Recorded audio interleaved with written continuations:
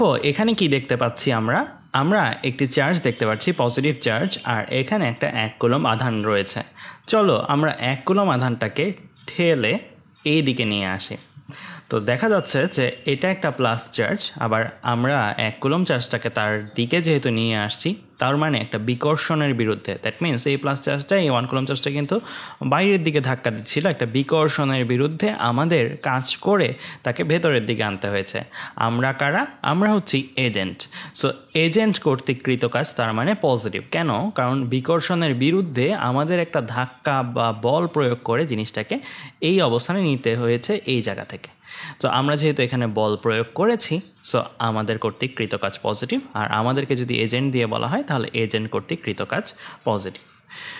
এখন যদি এমন হতো যে এখানে একটা নেগেটিভ চার্জ আছে আর আমরা একটা 1 কুলম্ব চার্জটাকে এখান থেকে এই জায়গায় নিয়ে আসতে চাই, তাহলে চিন্তা করে দেখো সেই ক্ষেত্রে কি আমাদের বল প্রয়োগ করে তাকে এখানে আনতে হতো, নাকি সে নিজেই আকর্ষণের কারণে এদিকে চলে আসতো? বরং সে নিজেই কিন্তু আকর্ষণের কারণে এদিকে চলে আসতো, কারণ এটা নেগেটিভ চার্জ, আর আমরা 1 কুলম্ব চার্জটাকে এখান থেকে এখানে নেওয়ার চেষ্টা করছিলাম, কিন্তু 1 কুলম্ব চার্জটা পজিটিভ হওয়াতে সে আকর্ষণের কারণেই নিজেই চলে আসবে। তার মানে এখানে কিন্তু আমাদের মানে এজেন্টের কোনো বল প্রয়োগ করতে হয়নি, তাই এজেন্ট কর্তৃক কৃত কাজ এই ঘটনাটার জন্য কি নেগেটিভ, বরং এখানে সিস্টেমই বল প্রয়োগ করেছে। সিস্টেমটাকে চার্জ মানে সিস্টেমের চার্জটা নিজেই বল প্রয়োগ করে নিয়ে গিয়েছে। তাহলে বোঝা গেল প্লাস চার্জের কাছে আমি যদি একটা প্লাস চার্জ আনতে চাই, এজেন্ট কর্তৃক কাজ পজিটিভ হবে, আবার মাইনাস চার্জের কাছে আমরা যদি একটা +1 কুলম্ব চার্জ আনতে চাই তাহলে এজেন্ট কর্তৃক কাজ মাইনাস হবে। সো আমরা এখন একটা টার্ম পড়বো, সেটা হচ্ছে তড়িৎ বিভব। সো আগের টার্মটা আমাদের এই প্লাস মাইনাসের ক্ষেত্রে ভূমিকা রাখবে। সো আগে আমরা তড়িৎ বিভব পড়ি, দেন একটু আগে যে আলোচনাটা করলাম এজেন্ট কর্তৃক কাজের, সেই আলোচনাটা আমরা কম্বাইন করব। সো এখানে দেখো অসীমে Q2 কুলম্ব একটা চার্জ আছে, একটা পজিটিভ চার্জ আছে Q1 কুলম্ব, এটাকে বলি সিস্টেমের চার্জ। আমরা কি করব, অসীম থেকে Q2 কুলম্ব চার্জটাকে এ বিন্দুতে নিয়ে আসব। সো এ বিন্দুতে যদি নিয়ে আসি তো আমাদের একটা কাজ করতে হবে, এই Q2 কুলম্ব চার্জটাকে এ বিন্দুতে যদি নিয়ে আসি তাহলে কৃতকাজের পরিমাণটাকে ধরে নিলাম W। তো এই যে W কৃতকাজের পরিমাণ, এটা Q2 কুলম্ব আনার জন্য কৃতকাজের পরিমাণ, আর আমরা কার ক্ষেত্রে নিয়ে এসেছি? Q1 কুলম্ব চার্জের ক্ষেত্রে নিয়ে এসেছি। সো আমরা 1 কুলম্ব চার্জকে যদি আনতাম, Q2 কুলম্ব চার্জকে না এনে, তাহলে কি হতো? ঐকিক নিয়ম করতে পারতাম। Q2 কুলম্ব আনতে কাজ করতে যদি হয় W পরিমাণ, তাহলে 1 কুলম্ব আনতে কাজ করতে হচ্ছে W/Q2 পরিমাণ।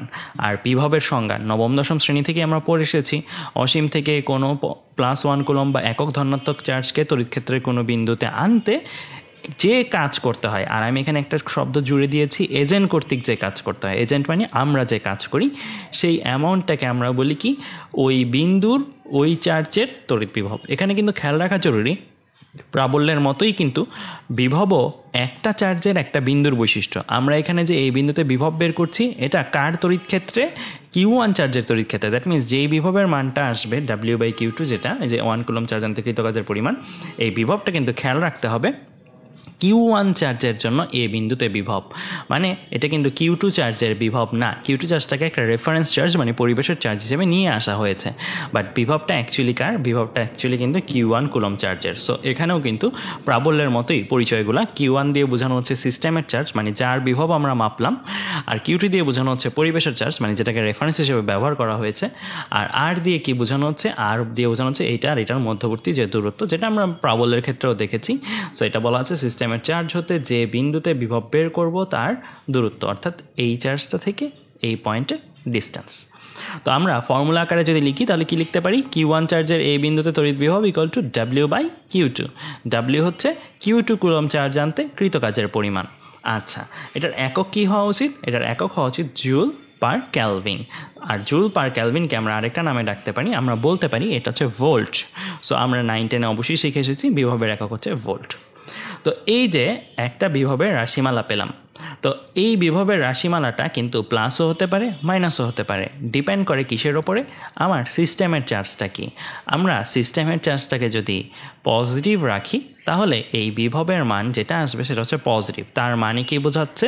এজেন্টের কাজ করতে হচ্ছে। একটু আগেই আমরা দেখেছি প্লাস চার্জের মধ্যে যদি আরেকটা +1 কুলম্ব চার্জকে আনতে চাই, তো +1 কুলম্ব চার্জকে যদি আনতে চাই তাহলে যে কাজটা করতে হয় সেটা হচ্ছে পজিটিভ কাজ, আমাদের দ্বারা কাজটা পজিটিভ কাজ। আবার যদি সিস্টেমের চার্জটা মাইনাস হতো, মানে Q1 চার্জটা যদি মাইনাস হতো, তাহলে আমাদের এই বিভবের যেই মানটাই আসতো না কেন সেটার সামনে কিন্তু আমরা একটা মাইনাস দিতে হতো। কেন মাইনাস দিতে হতো? কারণ একটা নেগেটিভ চার্জের মধ্যে তুমি যদি একটা পজিটিভ চার্জ আনতে চাও, সেই ক্ষেত্রে কিন্তু তোমার আসলে মানে এজেন্টের আসলে কোনো কাজই করতে হয় না, বরং সিস্টেম নিজেই সেটা টেনে নিয়ে আসে। তাই আমাদের খেয়াল রাখা জরুরি বিভব কখন প্লাস হয়, কখন মাইনাস হয়। খুবই সহজ, Q1 চার্জ যখন প্লাস তখন বিভব প্লাস, Q1 চার্জ যখন মাইনাস বিভব তখন মাইনাস। সো খেয়াল রাখতে হবে Q2 চার্জের উপরে কিন্তু এটা ডিপেন্ড করে না। আমরা কিন্তু আলটিমেটলি Q2 চার্জের উপরে কাজটা হিসাব করলো, আলটিমেটলি কিন্তু 1 কুলম চার্জের উপরে হিসাবটা নিয়ে এসেছে, মানে কনভার্ট করে ফেলেছি 1 কুলম চার্জের জন্য। আচ্ছা, তো আমরা অসীম থেকে +1 কুলম চার্জকে তড়িৎ ক্ষেত্রের কোনো বিন্দুতে আনতে এজেন্ট কর্তৃক যে পরিমাণ কাজ করতে হয় সেটাকেই আসলে তড়িৎ বিভব বলছি। তো তড়িৎ বিভবের আরেকটা ফর্মুলাও আছে। আরেকটা ফর্মুলা কি? W/Q2 ছাড়াও আরেকটা ফর্মুলা হচ্ছে 1/4πε0 Q1/R। Q1 মানে যার বিভব বের করছি, আর R যে বিন্দুতে বিভব বের করছি আর যার বিভব বের করছি তাদের মধ্যবর্তী দূরত্ব।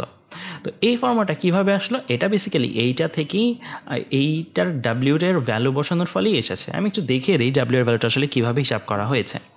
তো আমরা কি বের করতে চাচ্ছি? Q2 কুলম চার্জকে অসীম থেকে নিয়ে আসতে এই বিন্দুতে কৃত কাজের পরিমাণটা বের করতে চাচ্ছি। কার কর্তৃক কৃত কাজ? এজেন্ট কর্তৃক কৃত কাজ। তাই দেখো আমি ডাব্লিউটাকে লিখেছি WA, মানে এজেন্ট কর্তৃক কৃত কাজ equal to integration of infinity to r FA/dr। কেন ইন্টিগ্রেশন করেছি বলতে পারো? কাজের সূত্র কি?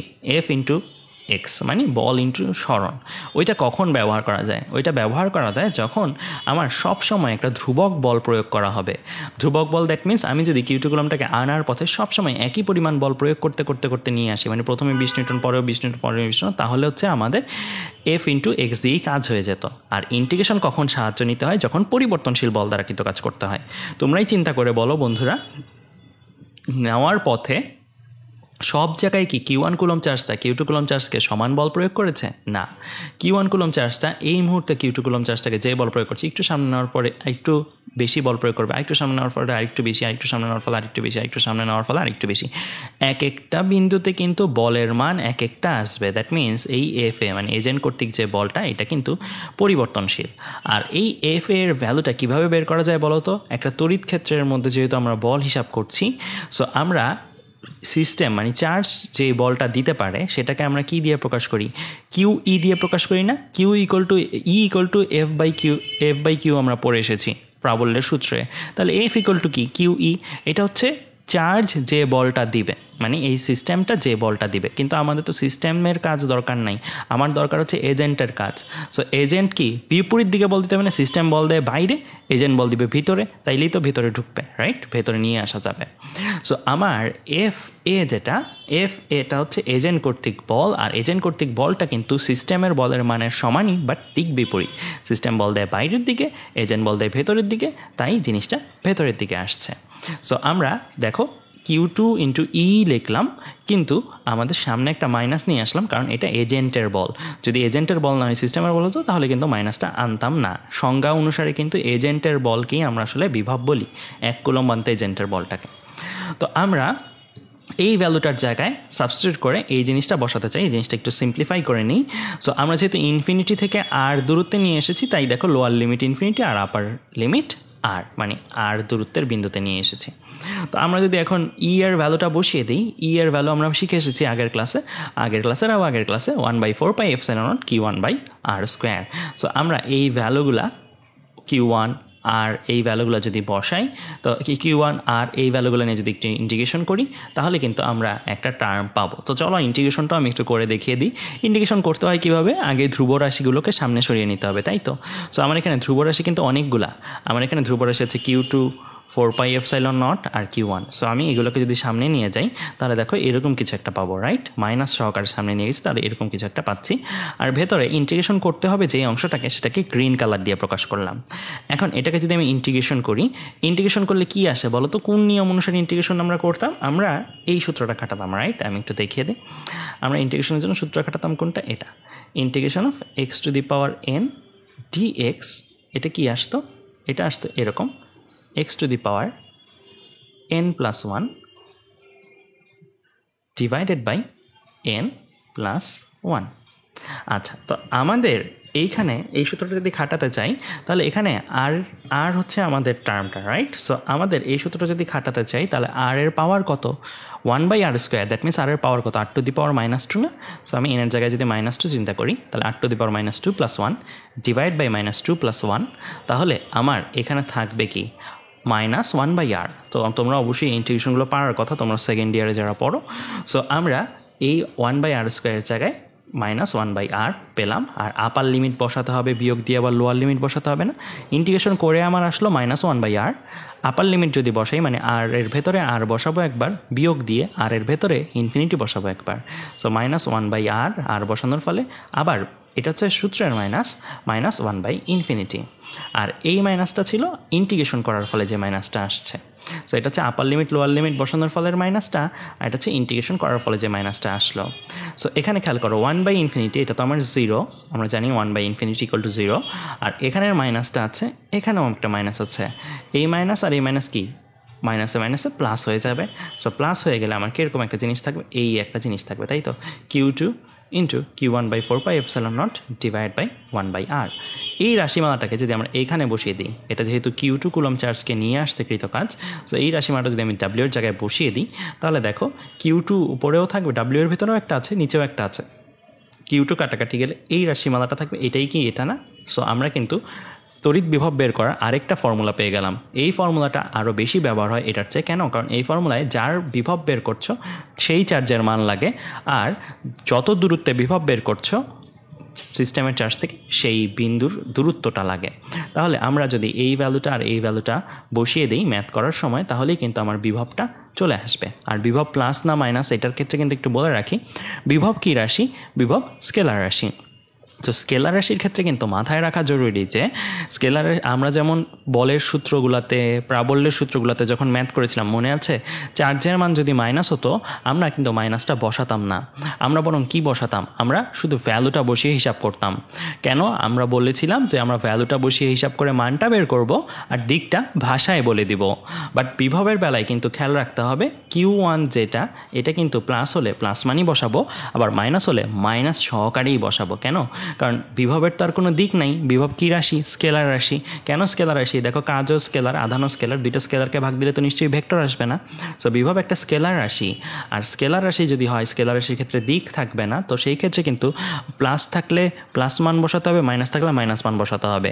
একটু বলে রাখি বন্ধুরা, প্রাবল্য +2 মানে হচ্ছে যদি ডান দিকে ধরো প্লাস, তাহলে ডান দিকে প্রাবল্যটা কাজ করছে। প্রাবল্য -2 যদি তুমি বলো ডান দিকে প্রাবল্য -2, এটা আসলে বোঝাবে বাম দিকে কাজ করছে প্রাবল্যটা। বাট বিভব +2 বললে কি বোঝায়? বিভব +2 বললে বোঝায় এজেন্ট কর্তৃক কাজ করতে হয়েছে। আর বিভব -2 বললে কি বোঝায়? এজেন্ট কর্তৃক কাজ করতে হয়নি, সিস্টেমই কাজ করেছে। সো আমরা আজকে ক্লাসটা যেটা দিয়ে শুরু করেছিলাম সেটাই কিন্তু আমি এখানে রিপিট করলাম। বিভব প্লাস বললে আসলে কি বোঝায়, বিভব মাইনাস বললে আসলে কি বোঝায়। প্লাস বললে বোঝায় এজেন্ট কাজ করেছে, মাইনাস বললে বোঝায় এজেন্ট কাজ করেনি, সিস্টেমই কাজ করেছে।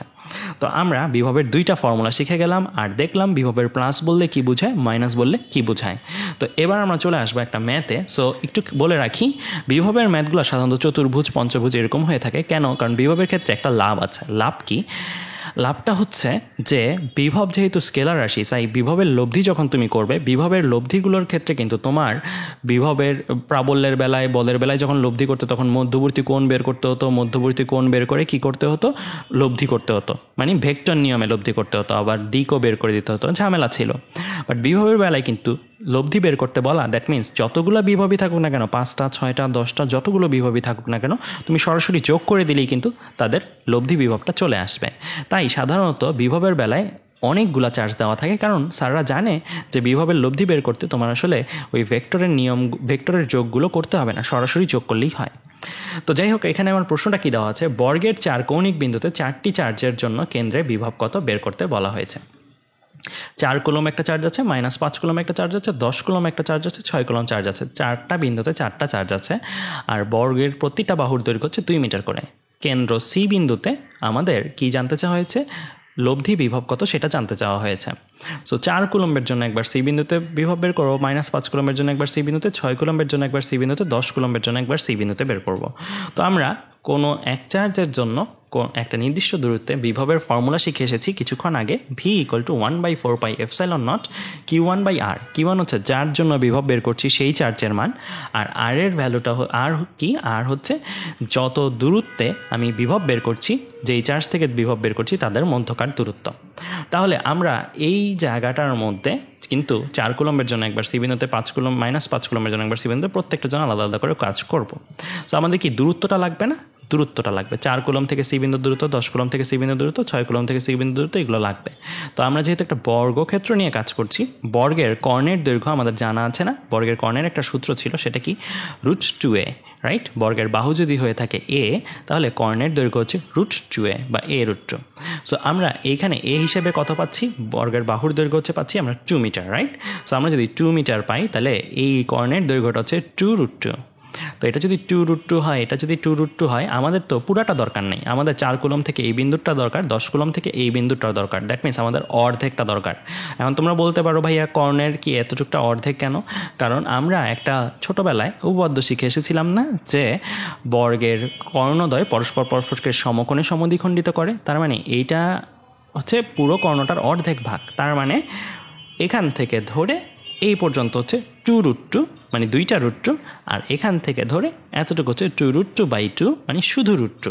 তার মানে এই প্রত্যেকটা ভাগ আসলে কি √2 করে। তো আমরা কিন্তু দূরত্বগুলো বের করে ফেললাম। সো আমরা 4 কুলম্বের জন্য একবার সি বিন্দুর উপরে বিভবটা বের করব। 4 কুলম্বের থেকে সি বিন্দুর বিভবটা যদি বের করতে চাই, V1 ইকুয়াল টু 1/4πε0 4/√2, এই সূত্রটাই আমরা খাটালাম। দূরত্ব যেহেতু √2, তো √2 বসিয়েছি। তো হিসাব করলে আমার আসে 2.54 × 10⁻10 ভোল্ট। একইভাবে -5 কুলম্বের জন্য সি বিন্দুতে, 10 কুলম্বের জন্য সি বিন্দুতে, চলো আমরা প্রত্যেকটা করে ফেলি আলাদা আলাদা করে। সো প্রত্যেকটা যদি করে ফেলি, আমাদের এই ভ্যালুগুলো আমরা পাবো। তোমরা অবশ্যই করে দেখবে। তবে এইখানে আমি একটা কথাই বলবো একটু ইম্পর্টেন্ট দিয়ে, সেটা হচ্ছে কি, -5 কুলম্বের জন্য আমরা যখন কাজ করেছি, দেখো -5 কুলম্বের জন্য যখন আমরা কাজ করেছি, তখন অ্যাকচুয়ালি কি হয়েছে?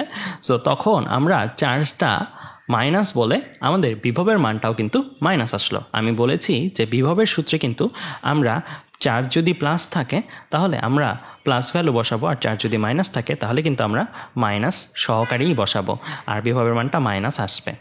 তো আমাদের কিন্তু এইটাই পার্থক্য বলতে গেলে ছিল প্রাবল্যের ক্ষেত্র থেকে, বলের ক্ষেত্র থেকে। সো আমরা বিভবের ভ্যালুগুলো বের করে ফেললাম 4টা। এখন আমাদের লব্ধি বিভব বের করে ফেলার পালা।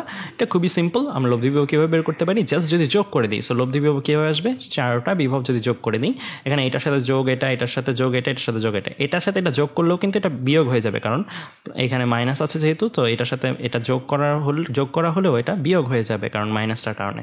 তাহলে আমরা হিসাব করলে আসে 9.53 × 10⁻10 ভোল্ট। আমি একটু ছোট্ট করে বলে দিই, এটা তো আমাদের ম্যাথ শেষ, আমাদের অ্যান্সারও শেষ। যদি তোমাকে বলে এই সি বিন্দুতে একটা 10 কুলম চার্জ অসীম থেকে নিয়ে আসলে কত কাজ করতে হবে, এটাও কিন্তু বের করা যায় মুখে মুখে। কীভাবে? এই যে এই ভোল্টের মানটা, এটা কি রিপ্রেজেন্ট করে? এটা আসলে জুল পার কুলম না? ভোল্ট মানে জুল পার কুলম। তার মানে তুমি অসীম থেকে 1 কুলম চার্জকে যদি সি বিন্দুতে নিয়ে আসো, তাহলে তোমার কৃতকাজের পরিমাণ হচ্ছে 9.53 × 10⁻10 জুল। 1 কুলমকে সি বিন্দুতে আনতে কৃতকাজ হচ্ছে 9.53 × 10⁻10 জুল। তেমনি 10 কুলমকে যদি আনতে চাইতে তুমি অসীম থেকে সি বিন্দুতে, তাহলে কৃতকাজের পরিমাণ কত হতো? 9.53 × 10⁻10 × 10 হয়ে যেত না? আরেকটা 10 আসতো কেন? কারণ 1 কুলম্বের জন্য কাজ এটা, 10 কুলম্বের জন্য কাজ এটা × 10। তো আমরা কিন্তু এরকম কয়েকটা ছোটোখাটো জিনিসও মাথায় রাখবো। তো এই পর্যন্ত নিশ্চয়ই বোঝা গিয়েছে তোমাদের অ্যাকচুয়ালি কীভাবে আলটিমেটলি বিভবের কাজগুলো করা হয়। এবার একই টাইপের ম্যাথ এটা একটু দেখবো, এটাই বেশি আসে আগের ম্যাথটার তুলনায়। এটা কি দেওয়া আছে? একটা বর্গের 4টা কৌণিক বিন্দুতে 4টা চার্জ দেওয়া আছে, আগের মতোই 8 কুলম, 6 কুলম, -2 কুলম। আরেকটা চার্জ যেটা দেওয়া আছে সেটা কি দেওয়া আছে? Q4 coulomb. মানে একটা চার্জ দেওয়া আছে আননোন, তোমাকে একটা চার্জের ভ্যালু আননোন হিসেবে দেওয়া আছে। প্রত্যেকটা বাহুর দৈর্ঘ্য দেওয়া আছে 2 মিটার করে। সো আমার এখানে জানতে চাওয়া হয়েছে বর্গের চতুর্থ কৌণিক বিন্দু, দ্যাট মিনস এইখানে কত আধান স্থাপন করলে বর্গক্ষেত্রের কেন্দ্রে তড়িৎ বিভব 0 পাওয়া যাবে। দ্যাট মিনস এখানে আমার লব্ধি বিভবটাই বলে দেওয়া আছে। লব্ধি বিভবটা কত হবে? লব্ধি বিভবটা 0 হবে। এইটার মান কত হলে? সো এই ম্যাথটা আমরা করি। আমাদের স্টেপ ওয়াইজ কিন্তু কোনোই তফাৎ হবে না, আগের মতনই পুরোপুরি। আমরা Q1 চার্জের জন্য যে কোনো বিন্দুতে বিভবের ফর্মুলা জানি 1/4πε0 Q1/r। তো আমরা একইভাবে দূরত্বগুলো বের করে নিব। আর নতুন করে দেখাচ্ছি না, ঠিক আগের মতনই। কর্ণের দৈর্ঘ্য যেহেতু এই √2, তাহলে প্রত্যেকটা √2 করে একই রকম দূরত্ব আছে। সো আমরা এইখানে Q4টা বের করতে চাই। সো আগের মতনই আমরা প্রত্যেকটা চার্জের জন্য সি বিন্দুতে বিভব দেখি। 8 কুলম্বের জন্য সি বিন্দুতে বিভব, Q4 কুলম্বের জন্য প্রত্যেকটার জন্য সি বিন্দুতে বিভব দেখি। প্রত্যেকটার ক্ষেত্রেই আমরা 1/4πε0 8/√2 এরকম করে মান পেয়েছি, বাট Q4টার জন্য আমরা মান পাইনি, যেহেতু এটা একটা আননোন। সো আননোন হিসেবেই রাখবো Q4টা। Q4 এর কুলম্বের জন্য সি বিন্দুর ওপর বিভব যেটা P4 দিয়ে লিখছি 1/4πε0 Q4/√2। এখন আমরা করব কি, এখন আমরা ঠিক আগের মতন আমাদের এখানে লব্ধি বিভবটা দেওয়া আছে। সো লব্ধি বিভবের ফর্মুলা আমরা জানি V1 + V2 + V3 + V4, 4টা বিভব যোগ করলেই হয়ে যাবে। এইটার 4টা বিভবের যোগফল তার মানে আমরা জানি 0। এটার জায়গায় এটা বসিয়ে দিয়ে, সো আমি এখানে V1 এর মান জানি, V2 এর মান জানি, V3 এর মান জানি, V4 এর মান Q এর মাধ্যমে জানি, Q4 এর মাধ্যমে জানি। Q4টা তাহলে বের করা যাবে না? ইজিলি বের করা যাবে। আর এই বের করার ক্ষেত্রে একটু টেকনিকটা আমি বলে দিই। এইখানে তুমি যে মানগুলো লিখেছো এই মানগুলো আগেই ক্যালকুলেটারে হিসাব করে বের করে ফেলবে না, এভাবেই রাখবে। কেন? কারণ একটু চিন্তা করে দেখো তো, অনেকগুলো টার্ম কমন যায় না ওর মধ্যে ওর মধ্যে ওর মধ্যে ওর মধ্যে। এই দেখো এখানে 1/4πε0√2 নিচের টার্মটা সবার মধ্যে কমন, 1/4πε0√2, 1/4πε0 নিচের √2 সবার মধ্যে কমন। তাহলে এই পার্টটা কিন্তু আমরা কমন নিতে পারি। কমন নিলে আমরা যোগ যেহেতু করছি, কমন নিলে আমার কি থাকবে, কমন নেওয়ার পরে মানে এই অংশটা কমন নেওয়ার পরে ভেতরে কি থাকবে, ব্র্যাকেটের ভেতরে 8 + 6 - 2 + Q4, রাইট? সো আমাদের কমন নেওয়ার পরে এই কয়টা জিনিস থাকবে। দ্যাট মিন্স আমি যে অংশটা কমন নিয়েছি দেখো ওই অংশটা কিন্তু আর লেখাই দরকার পড়ে না। কেন? কারণ 1/4πε0 নিচের √2 যেটা, সেটা কিন্তু ওই পাশে যদি পাঠিয়ে দিই তাহলে 0 থেকে ভাগ হয়ে যাবে না, 0 ভাগ ওই জিনিসটা। আর 0কে যে কোনো জিনিস দিয়ে ভাগ দিলেই তো 0 থাকে, তাহলে 0ই কিন্তু চলে আসবে। তাহলে এই লাইনটা লিখে ফেলতে পারলে এরপরে কিন্তু আমরা পক্ষান্তর করে ইজিলি Q4টা বের করে ফেলতে পারবো। অতএব চতুর্থ কৌণিক বিন্দুতে Q4 আধান স্থাপন করলে বর্গক্ষেত্রের কেন্দ্রে তড়িৎ বিভব 0 হবে। আর Q4টার মান কত? -12 কুলম্ব। সো -12 কুলম্ব যদি আমরা স্থাপন করি তাহলেই কিন্তু আমাদের তড়িৎ বিভবটা 0 আসবে। এই ম্যাথটার ক্ষেত্রে আমি একটু বলে নিই, এই ম্যাথটা যদি MCQতে আসে তাহলে আমরা জাস্ট এই লাইন থেকে কিন্তু ম্যাথটা শুরু করতে পারি। এইগুলো কিন্তু তোমার রিটেনের জন্য দরকারি, কিন্তু এই লাইনটা কিন্তু তুমি শুরুতেই লিখে ফেলতে পারো না। দেখো 8 + Q4 + 6 - 2 = 0। সো এই ম্যাথটা কিন্তু MCQতে খুবই আসে। কেন? কারণ স্যাররা জানে যে এই ম্যাথটা MCQতে খুবই শর্টকাটে করা যায়। যাদের ম্যাথটা করা আছে একবার হাতে তারা অবশ্যই জানে যে এই ম্যাথটা প্রথম লাইনই একবারই করে ফেলা যায়। 8 + 6 - 2 + Q4 = 0, মানে চার্জগুলোর যোগফল = 0 ধরে আমরা কিন্তু কাজ করে ফেলতে পারি। মানে এই লাইন থেকে স্টার্ট করা যায়। তো বন্ধুরা আজ এ পর্যন্তই, দেখা হবে আগামী ক্লাসে।